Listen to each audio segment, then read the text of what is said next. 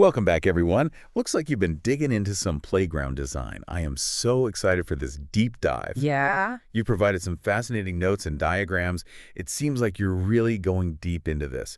We've got excerpts from KODTY6 Playgrounds, wwib.pdf. Sounds official. Uh-huh. Today, we're going to uncover the history of playgrounds.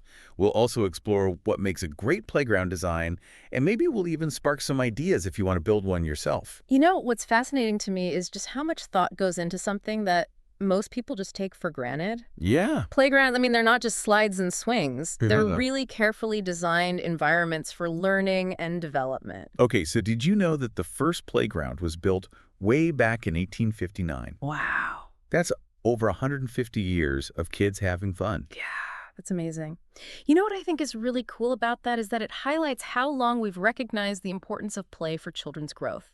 Not just physically, but socially and mentally, too. It's true. I mean, think about it. Back then, cities were becoming super crowded and industrialized, and playgrounds really offered kids this safe haven, a place where they could just engage in free, unstructured play, which we all know is vital for, well, like you said, physical, social, and cognitive growth. Absolutely. Okay, so I was looking through your notes, and I saw this whole glossary of terms. Like, did you know that apparatus just means playground equipment? Oh, okay. And then there were some terms I had to look up, like gelaton, Gelaton, yeah. a coping saw, and dowel. Yeah. Sounds like someone's been doing some woodworking research. Uh-huh, maybe.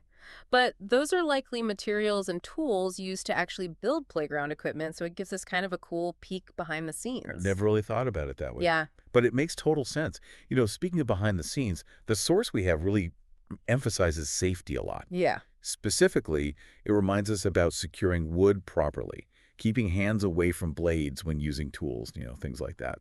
Yeah, I mean, that's super important. It reminds us that even when we're thinking about designing a playground, safety has to be the top priority. For sure. Designing a playground means that we have to consider the well-being of everyone who's going to use it. Yeah. Okay, so this document lists out a bunch of common playground elements. Mm-hmm. What's your favorite piece of playground equipment?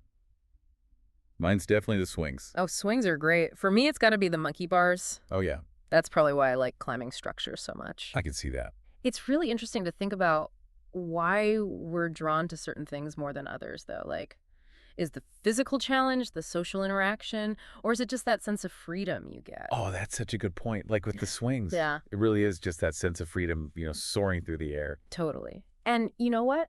Different playground elements actually cater to different developmental needs. Right. So swings help develop a sense of balance and coordination. Slides encourage spatial awareness. Oh, wait. And then you've got climbing structures that build strength and problem-solving skills.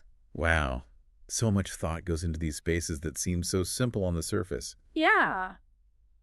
As we start to wrap up, I can't help but think, what about the future of playgrounds? That's a really cool question. Yeah, any thoughts on how playgrounds might evolve? You know, I think we're going to see them become even more inclusive, like catering to children of all abilities and all needs. Right, yeah. Imagine sensory-rich play areas, playgrounds with natural elements, maybe even integrating technology, but in a way that actually enhances traditional play, not replaces it. That is so cool. Who knew that there was so much to uncover in the world of playground design? Yeah.